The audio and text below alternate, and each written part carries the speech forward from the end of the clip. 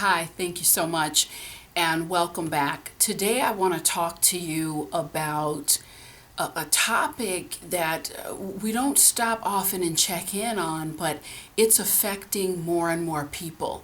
And negativity.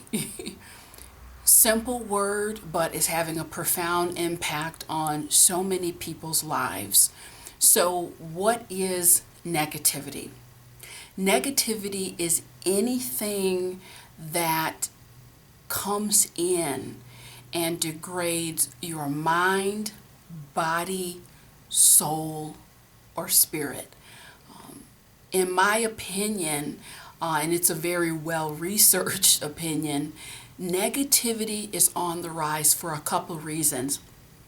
Now, on one hand, we have more and more people in this new relationship environment that I've spoken about at length in other videos.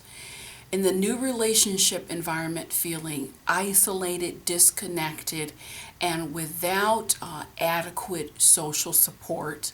That's one half of the equation. And then on the other end, you have more and more people in our society on edge, aggressive, short fuses. So really this has come in to create a perfect storm that is ripe for negativity to emerge and increase. So what is the solution? With all these videos, I try to share with you the problem, and I'm always going to be presenting you with viable solutions. The solution in terms of the negativity that is hitting so many of us is growing our spirituality and prayer life. Spirituality, as I'm discussing it on this video, is not to be confused with religion, okay? Many of us, we talk about prayer, we talk about spirituality, but we don't have it woven deeply enough into the fabric of our everyday life to provide the kind of insulation and cushioning that we need. So right out of the gate, I will be, coming back at the end of this video and talking about how can you cultivate the kind of spirituality and prayer life that is really going to keep you upright, focused, centered, and happy in a world that is changing very rapidly and not always for the better. I want to share with you two stories that I think do a beautiful job of illustrating the kind of negativity that most people are facing today. I had a woman, this was about 3 months or so ago, she came in my office and she described that from time to time a choking sensation would come up in her throat, and it was on and off, and I asked her could she relate it to a certain something happening, and she said, well, usually it's there when I'm feeling stressed. And so I asked her to share a couple of things in her life that she was stressed out about, and the story she shared saddened me a great deal. She was a single mom with two small children. One was 3 and the other was 5, and her mother was keeping the children because she worked nights. Now, she was paying her mom the standard daycare rate, which if you have children, that's a pretty hefty sum of money. And out of the blue, her mother threatened, unless you give me 20% more money, I'm not going to be able to keep them. You do the best you can. She couldn't afford the 20%. Now, I want to stress this was coming from her mom. Gee, thanks, Mom. So she was stuck. She had to scramble and create another arrangement for her children. So beyond the daycare issue, the fact that it was coming from her mother really hit home. And I believe that the stress The stress and the negativity of that situation combined came together, and that's what that physical sensation she was feeling was all about. So make no mistake, stress and negativity go hand in hand, and many more people are reporting physical sensation, whether it's a headache, there's certain parts of my body that's hurting and aching. Make no mistake, the negativity will manifest physically. Okay, share another example with you. A gentleman calls me up. He's looking for some counseling. He is grief stricken. He had just recovered from stage 3 cancer treatment, and his place of employment promised him that when you're done with your treatment, you can come back to work. So they kept their promise, half of their promise. His treatment was over. He reported back. They did not save his original position. They told him that he was to report to the mailroom. Now, the problem with that was not only was it approximately half the money he was making, the other issue was the mailroom, because it was a dark, stuffy, dingy area, would compromise his health even further. But they would not hear of it. They put him in that mailroom, and within 3 weeks, he was back in the hospital. So, folks, these are just 2 examples. And as far as I'm concerned, they're more lightweight examples, based on what I'm hearing, of the kind of negativity that's hitting folks right between the eye. And you may be experiencing some of this in your own life. So again, what is the solution? How can you begin to cope with that negativity, and not just cope with it, but cut through it in a true way that's going to start to give you lift? I can only explain to you the truth as I know it and as I have experienced it. Folks, listen to me carefully. This video comes straight from my heart. There is no greater power available to you than the power of focused prayer. And as you grow your spirituality and your prayer life, it's not that that negativity won't step into your world or come into the room with you. It's that you will be better able and equipped to handle it. 3 steps I want to share with you for weaving more spirituality and greater sense of prayer and focus in your life. Number 1, it doesn't matter who you are, where you're at on your life journey. The first step is developing a prayer life. Quite frankly, years ago, I didn't have one. It's not that I didn't believe in a higher power. It's just that I hadn't developed a prayer life to just wrap around that belief and grow my spirituality. So how do you develop a prayer life? Start with 1 minute. Start with 2 minutes. You can develop a prayer life in the shower. Start praying when you're in the shower. Start when you're in the car. Start as soon as you wake up in the morning.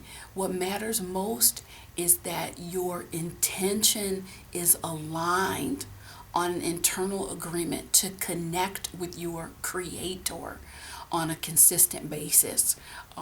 Number 2, once you've made the commitment to develop your prayer life, to make time to talk to God every day, the second step is to ritualize it. What do I mean by ritualize it? You don't have to take 2, 3, 4, 5 hours out of your day. But when I say ritualize it, I'm suggesting make it consistent. You see, it's the consistency that weaves the fabric, and it's the consistency that ensures that the prayer becomes a regular part of your life and that you receive the immediate benefit that comes from the prayer. And number 3, and this is going to sound so simple. These aren't fancy steps, but I promise you they're effective. Number 3 is to pray from the heart. I used to be so intimidated when I thought about prayer because I felt that it had to be something long and eloquent, and there were so many steps involved. God doesn't look at that. He just looks at your heart and the purity and the intention and the focus behind the prayer. That's what he's looking at. So, these are just very basic, simple steps, but I promise you, anyone who is not developing their spiritual and their prayer life, you're missing out on a tremendous opportunity, added protection, because what happens inside of prayer is solutions and answers. Whenever you close your eyes and you come to God in that sacred space and you are asking for the help, there's not one time that you can do that and you're not going to receive it. I won't promise you that every time you're going to get the answer you want, but oh, rest assured the answers are coming. So we pray to strengthen our connection, and we pray for the guidance, which we all desperately need in such a negative climate. Share with you a couple of my own stories about my prayer life early on. I can remember I started to experience some negativity coming from a friend of mine, and every time I would talk to her, there would be a knot in my stomach after the conversation, and I just really, I knew the relationship was becoming more and more negative. I just didn't know what to do. So I began to pray. And I will tell you that within a couple minutes came to me as clear as a bell. And the words were, leave her for second Saturdays. And I kind of jumped, like, what the heck? Again, leave her for second Saturdays. And after I finished my prayer, I understood clearly that what you need to do is scale back your communication. You're talking, every other day, every day. Call her every second Saturday of the month. Check in, see how you're doing, leave it at that. I took the advice immediately, and I will tell you, the knot in my stomach went away. Actually, the friendship became so much healthier because when we did connect, there was very little time we were going to have anyway, and the conversations were enjoyable, uplifting, and I continued. So that was an immediate remedy and solution that came through prayer. Okay, second example I'll share with you. I figured out very early on when I started my career that traditional hours were not going to work for me. So God put it on my spirit to, you need to branch off on your own. It's just time to do that. And I'll tell you, the place where I was working at the time hurt my feelings quite a bit. When I made the announcement that I was going to be leaving, they started taking bets. They created actually a betting pool, making bets on how soon I would return to the organization, and I began to pray because I got scared myself. And again, clear as a bell. The answers and solutions come faster than you think. Every need will be provided for. Every need will be met. And that came through so strong. This is something you just need to do. And again, when you hear the guidance and when you get the advice, you need to follow it. And so I did, and things have worked out. So, again, I share this video, and I felt compelled to make it because so many people are writing to me, calling me, and their hearts are breaking because of the negativity. And the question's the same, what can I do? I'm tired of feeling like this. What you can do today is start connecting with God in a deep, meaningful way through prayer.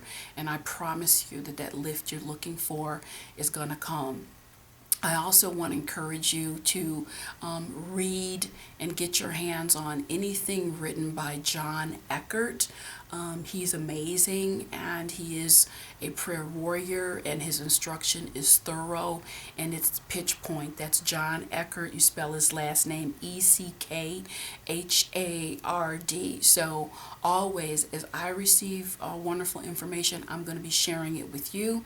And I thank you for tuning into this video, and I'll see you soon. Thanks.